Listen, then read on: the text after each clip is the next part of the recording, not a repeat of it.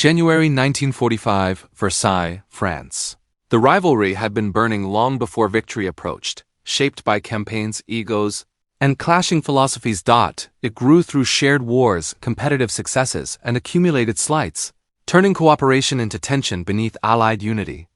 The fuse was lit in Sicily during 1943, where operational design placed Montgomery forward and Patton supporting, a position deeply resented.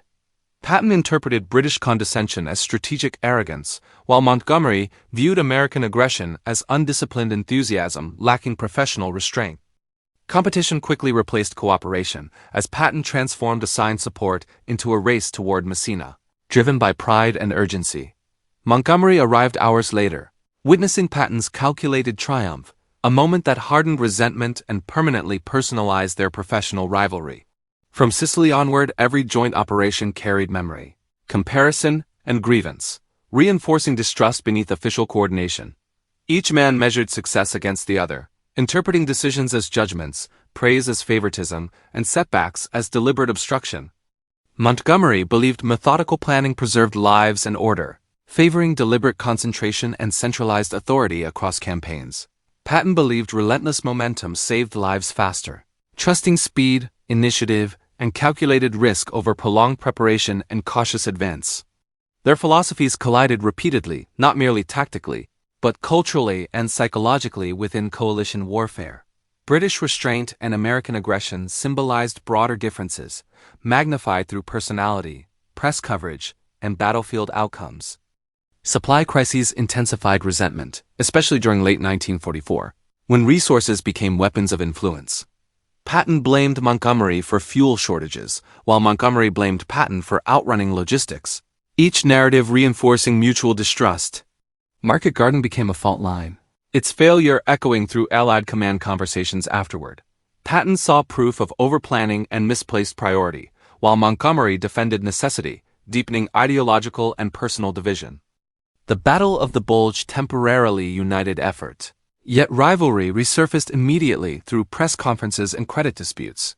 Montgomery's public framing angered American commanders, especially Patton, who felt victories were refrained to elevate British leadership. By January 1945, respect had eroded into barely restrained hostility, shaped by memory rather than circumstance. Every meeting carried unresolved history, making explosion inevitable once strategic authority and recognition returned to discussion. Victory's proximity intensified stakes, because legacy now mattered as much as outcome. The rivalry, forged over years, waited only for opportunity, and Versailles would provide it. Thus the long fuse burned unseen beneath Allied success, connecting Sicily to France through pride, grievance, and ambition. When it reached the conference table, the explosion was not sudden, but long prepared by history itself. Versailles in January 1945 carried an air of restrained anticipation, because victory seemed inevitable yet unfinished across Europe. The palace halls echoed with confidence and fatigue, as commanders balanced triumph against unresolved danger, memory, and ambition. The Battle of the Bulge was collapsing, German momentum broken. Allied lines restored through blood and winter endurance. Maps now showed retreating arrows, yet decisions ahead would define legacies, borders, and credit for final victory. Supreme Headquarters, Allied Expeditionary Force, gathered its leaders with urgency, knowing coordination still mattered despite looming success.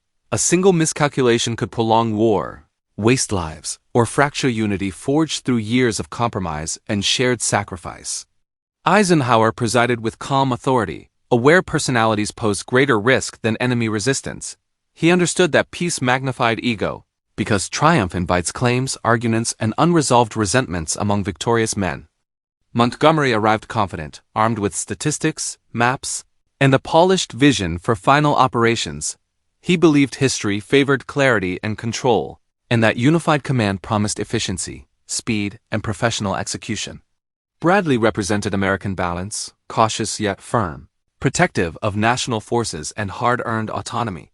He anticipated Montgomery's proposal, recognizing familiar patterns that threatened coalition harmony beneath polite procedural language. Patton entered restless, already irritated by formalities, victory delayed by debate and politics.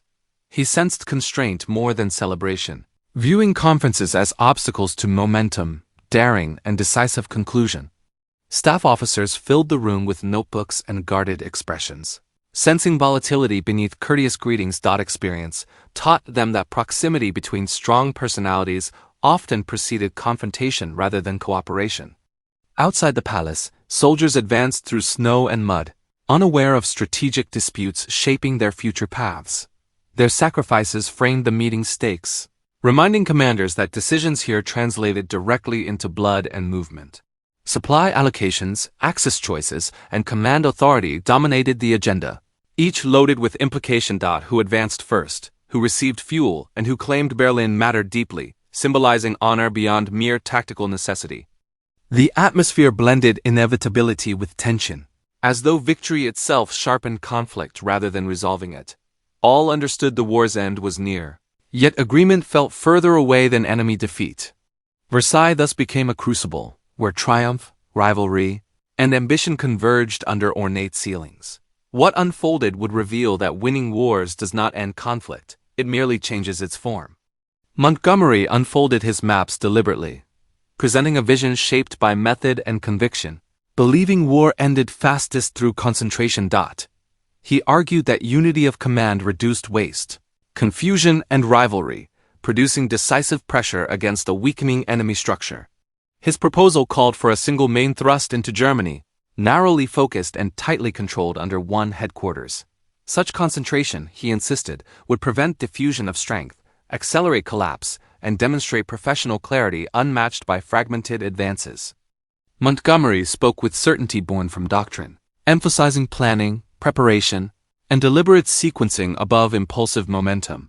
He viewed war as an engineering problem, solvable through structure, patience, and centralized authority rather than competitive improvisation. The British commander framed efficiency as moral responsibility, arguing that orderly concentration saved lives overall. Fewer axes meant fewer exposed flanks, simpler logistics, and predictable coordination, advantages he believed Americans underestimated consistently. He cited past operations to support his case, selectively emphasizing successes and minimizing costly delays. Market Garden, he maintained, was sound in concept, undone by circumstance rather than flawed command philosophy. Montgomery's language carried implication as much as argument, subtly contrasting professionalism with perceived recklessness. Though polite, his tone suggested maturity and experience belonged to his approach, not the aggressive American style opposite him.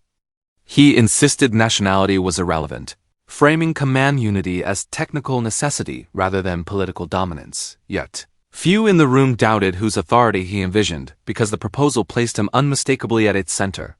Maps became instruments of persuasion, arrows clean and decisive, complexity simplified through confidence. Montgomery's vision promised order at war's end, a fitting conclusion shaped by discipline rather than chaotic competition. He warned that broad front advances wasted strength, dragging victory through attrition unnecessarily. A single thrust, he argued, would punch through collapsing defenses, reaching Germany's heart before resistance reorganized. Montgomery believed history rewarded those who controlled operations tightly and resisted emotional decision-making. In his mind, Patton's speed risked disorder, while Bradley's balance lacked decisive clarity required for final success. As he concluded, silence followed, heavy with interpretation and restrained reaction. The vision was clear, confident, and provocative, setting the stage for inevitable resistance from men whose philosophies and pride diverged sharply.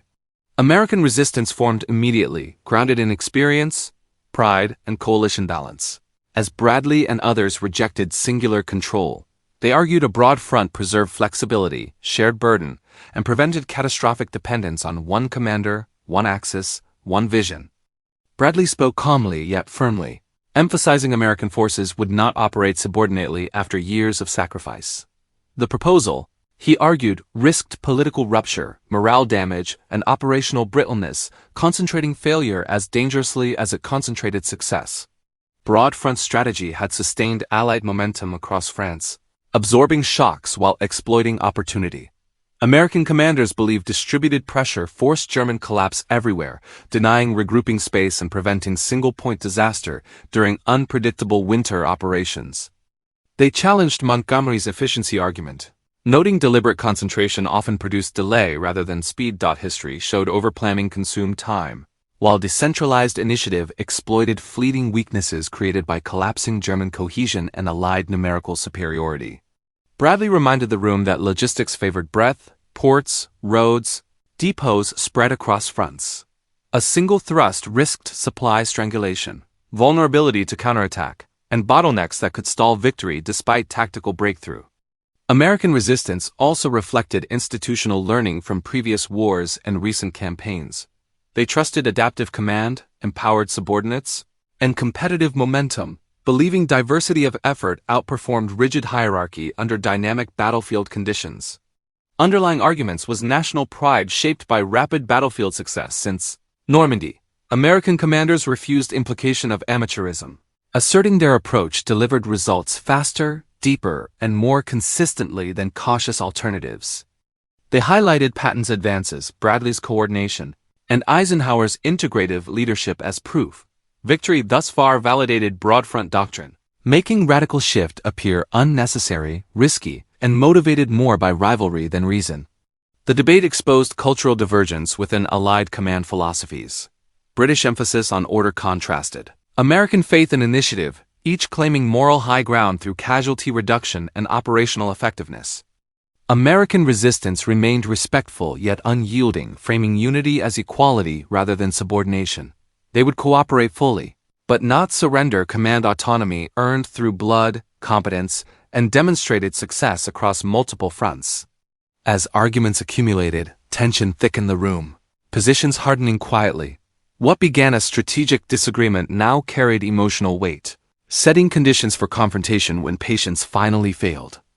Thus, broad front versus singular control became symbolic struggle, not merely tactical choice. It represented whose war this was becoming, and whose vision would define the closing chapter of Allied victory. Patton had listened silently, fingers twirling a pencil, eyes fixed on maps, absorbing every implication with visible restraint and patience. When he spoke, the room stiffened, because his reputation promised confrontation rather than polite strategic disagreement, today with consequences now. He repeated Montgomery's phrase carefully, professional approach, letting the words hang, sharpened by memory and resentment from earlier campaigns, meetings. Patton's tone was quiet, controlled, yet edged with challenge that everyone around the table immediately recognized from previous confrontations alike. He invoked Market Garden deliberately, a wound never healed, questioning competence without naming it directly.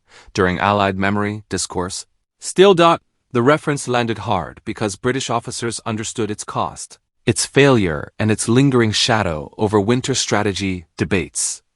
Montgomery stiffened, sensing the shift from theory to personal reckoning unfolding publicly. Before senior commanders, allies, observers, staff, present, together. Eisenhower watched closely, already calculating containment, knowing Patton once started rarely retreated verbally during heated strategic exchanges like this one.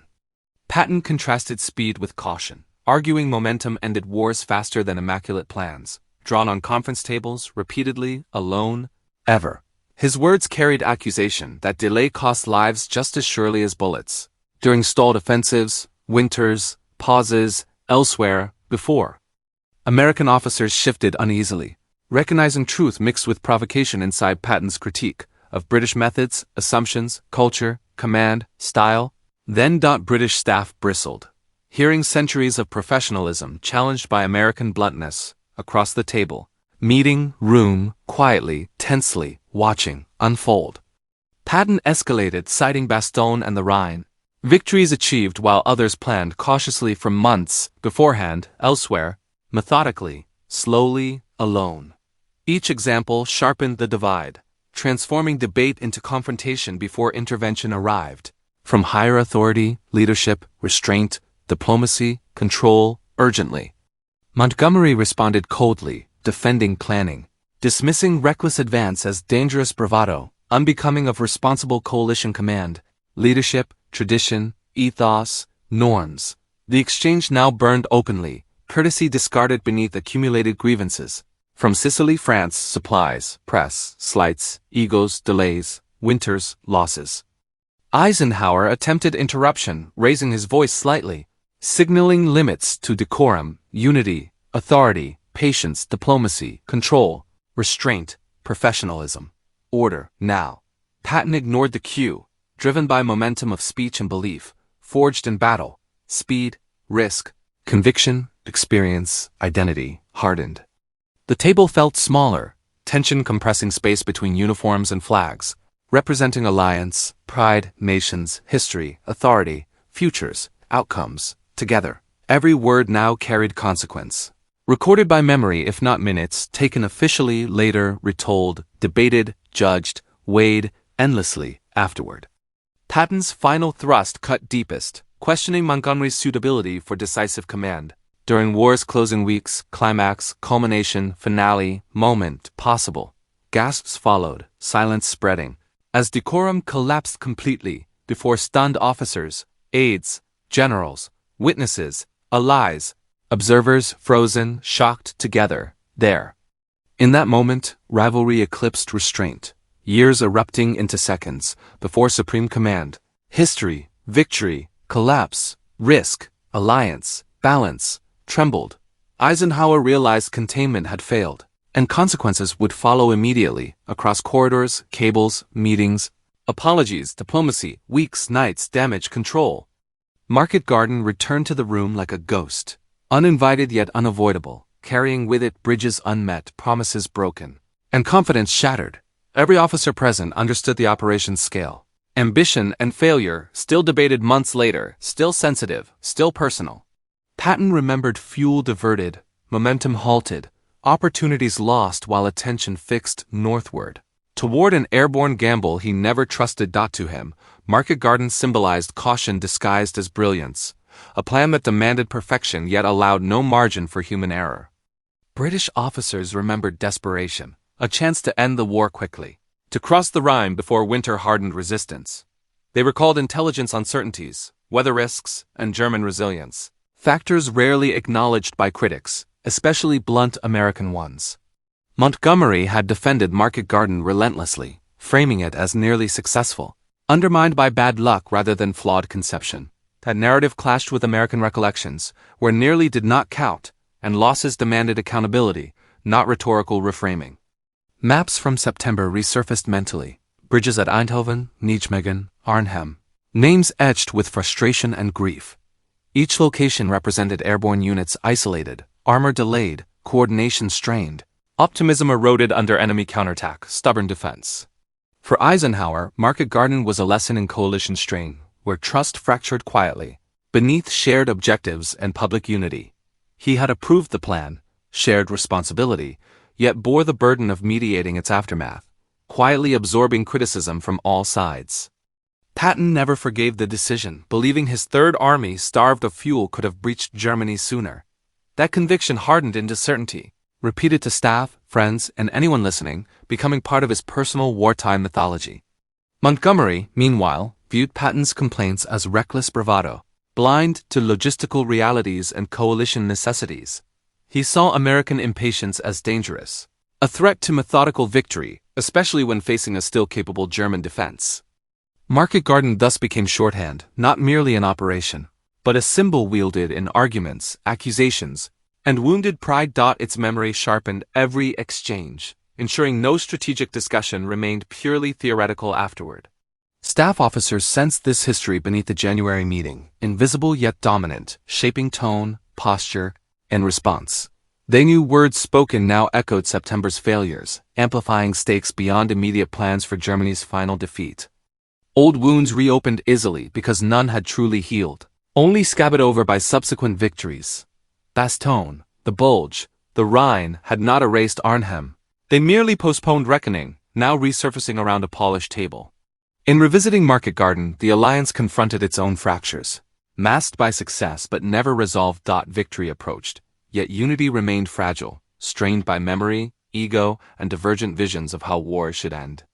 The discussion shifted from measured disagreement to open confrontation, voices tightening as patience evaporated across the table. Maps lay forgotten, replaced by glances, clenched jaws, and the unmistakable sense that restraint was failing, minute by minute. Montgomery pressed his point again, emphasizing efficiency, unity, and decisive concentration under singular authority. His tone remained controlled, almost instructional, yet every syllable implied superiority, provoking irritation among American commanders already bristling with resentment. Bradley attempted calm resistance, outlining political realities, coalition balance, and American public expectations. His words were firm but diplomatic, seeking compromise, yet they only prolonged tension, stretching silence thinner with each carefully chosen phrase. Patton's pencil stopped spinning, an insignificant motion noticed instantly by Eisenhower. The room sensed the shift, as if air pressure changed, signaling that discipline was about to give way to something far less controllable. When Patton finally spoke, his voice was low, deliberate, edged with sarcasm barely contained. He referenced past operations obliquely, invoking outcomes rather than names, forcing listeners to supply memories Montgomery preferred remain unspoken. Montgomery responded sharply, abandoning politeness for correction, questioning Patton's judgment and discipline. That rebuttal crossed an invisible line, transforming strategic debate into personal challenge, no longer about armies but reputations forged under fire. The exchange accelerated rapidly, sentences overlapping, decorum collapsing under accumulated grievance. Staff officers shifted uneasily, pens frozen above notebooks, uncertain whether they were witnessing history or a professional disaster unfolding live. Eisenhower raised a hand, attempting intervention, but authority struggled against momentum. Both generals ignored him briefly, locked in mutual defiance, their rivalry finally surfacing without filters, years of tension detonating at once. Patton rose slightly from his chair, leaning forward, eyes fixed, words now openly contemptuous. His criticisms became explicit, comparisons brutal, dismissing caution as paralysis and method as excuse, leaving no ambiguity behind. British officers stared in disbelief, Americans in conflicted silence, aware boundaries were being shattered irrevocably. No one spoke, because interruption felt impossible, as though stopping the outburst might fracture something already dangerously strained. Montgomery stood as well, face pale, posture rigid, responding with controlled fury rather than volume. His dignity sharpened the clash, making Patton's aggression appear both reckless and devastatingly effective in equal measure. By the time Eisenhower slammed his hand down, the damage was complete. Words already irreversible, the meeting had crossed from debate into detonation, leaving alliances shaken, egos wounded, and leadership burdened with urgent repair. After the shouting ceased, Eisenhower sat motionless, realizing the alliance he managed now trembled under accumulated pride and fragile trust. Eisenhower understood victory required unity, yet personal rivalries threatened operational coherence at the precise moment Germany weakened across Allied command. Staff officers avoided eye contact, sensing history had shifted as diplomatic fractures replaced enemy pressure throughout the crowded Versailles chamber. Eisenhower calculated consequences carefully, balancing British prestige against American confidence within a fragile coalition already strained by war fatigue, exhaustion. Messages were drafted cautiously, explaining tempers rather than policies as headquarters sought damage control across multiple Allied capitals. Urgently now, Eisenhower feared political backlash, knowing Churchill and Roosevelt watched every interpersonal failure for signs of weakening Allied resolve, unity, credibility.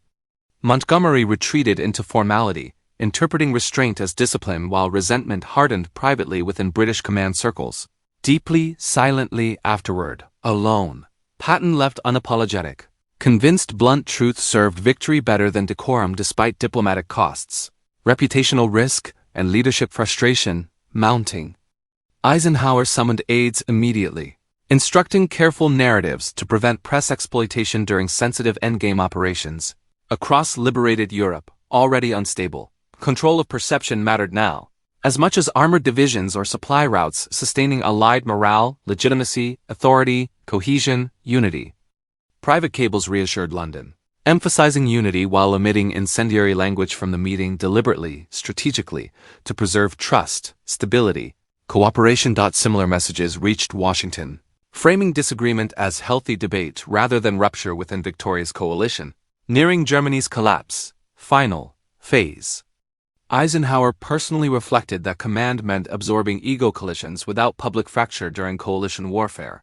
Unprecedented in scale, complexity. History. No manual prepared him for managing legends whose ambition rivaled strategic necessity amid impending victory. Exhaustion, scrutiny, politics, pressure, constantly. The alliance survived moments like this, Yet each clash left invisible scars across trust, communication, patience, cooperation, confidence, leadership, unity. Eisenhower understood scars accumulated quietly, weakening structures from within alliances, institutions, command relationships, expectations, habits, norms, authority, stability, cohesion, resilience. Victory approaching did not simplify leadership. It magnified consequences of misstep among allies, partners, egos, nations, armies, reputations, legacies, futures. Eisenhower carried that weight alone, responsible for harmony no battlefield could guarantee through orders. Compromise, restraint, patience, judgment, authority, resolve.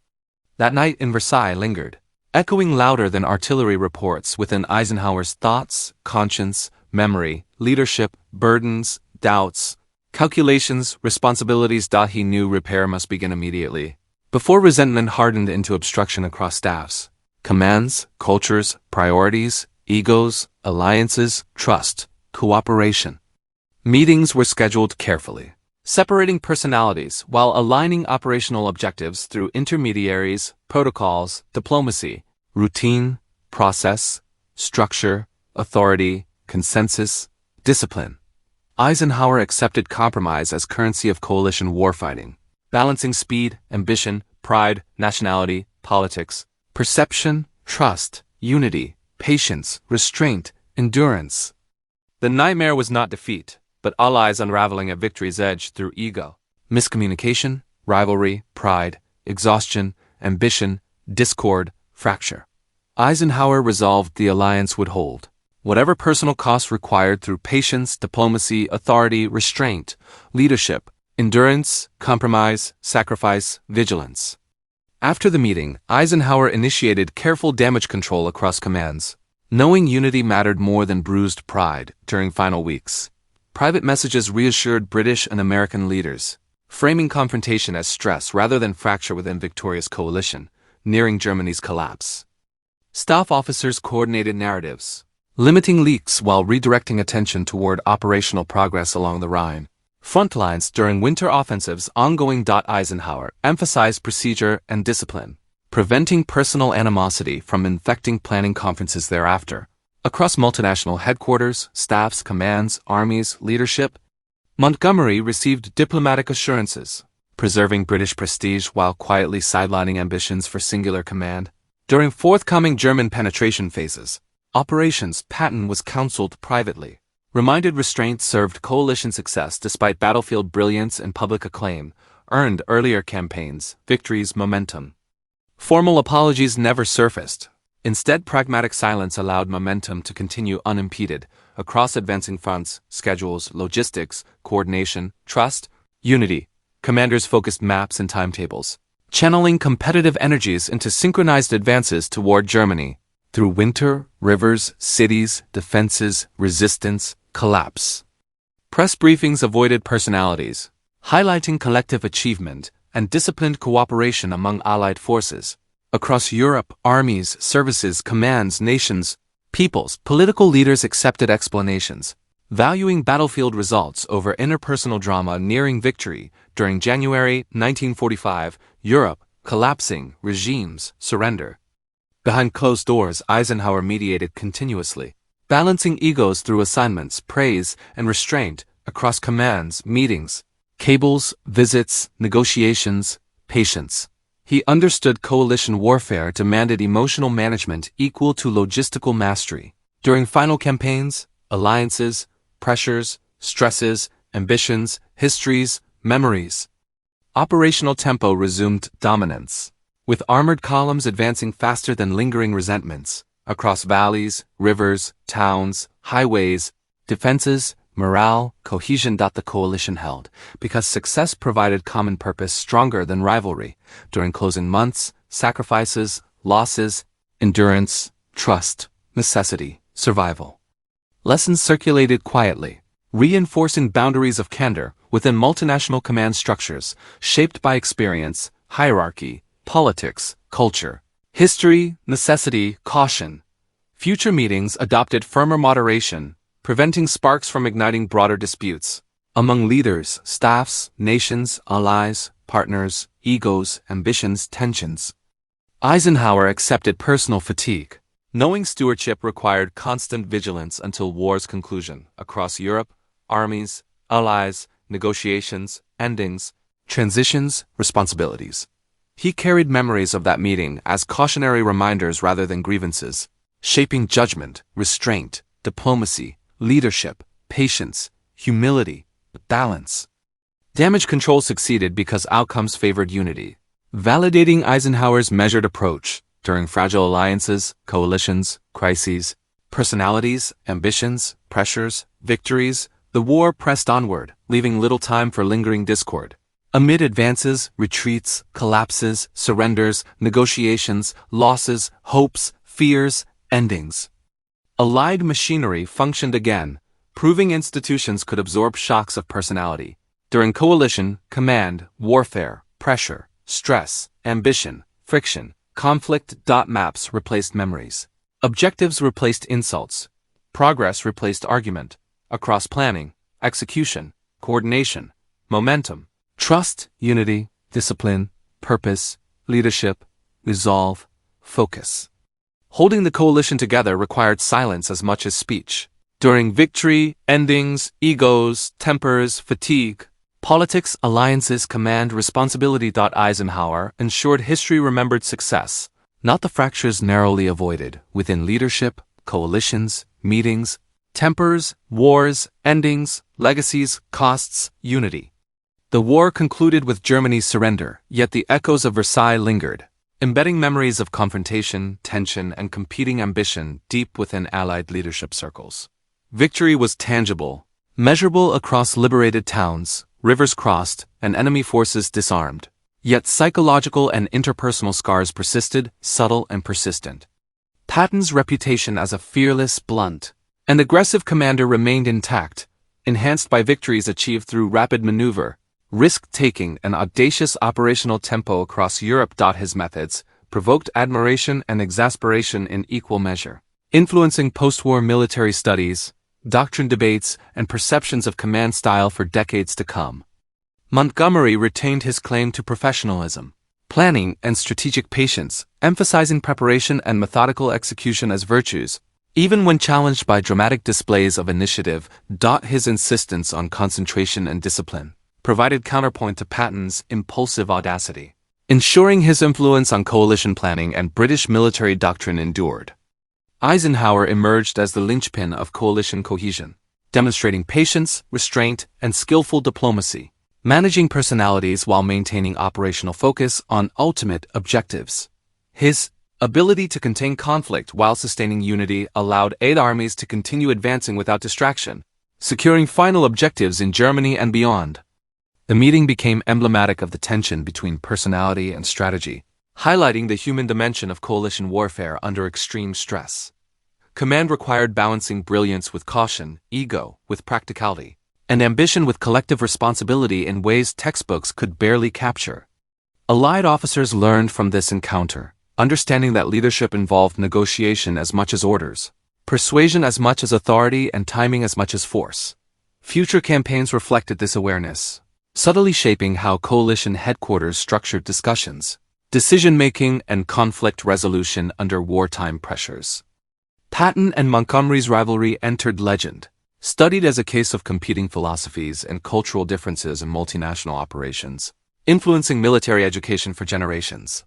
Their clash illustrated how operational success could coexist with personal conflict, requiring higher command to absorb friction while maintaining momentum towards strategic objectives.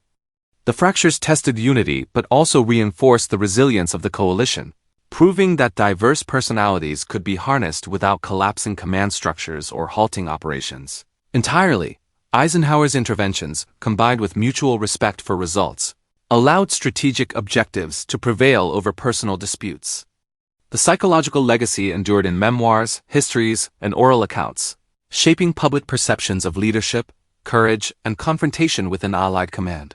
Stories of verbal duels at Versailles emphasized that wartime decision-making was never purely technical, but profoundly human, shaped by temperament and ego as much as doctrine. Ultimately, victory was achieved despite the fractures, a testament to disciplined coordination, operational flexibility, and the capacity of leaders to manage conflict while directing armies across hostile territory.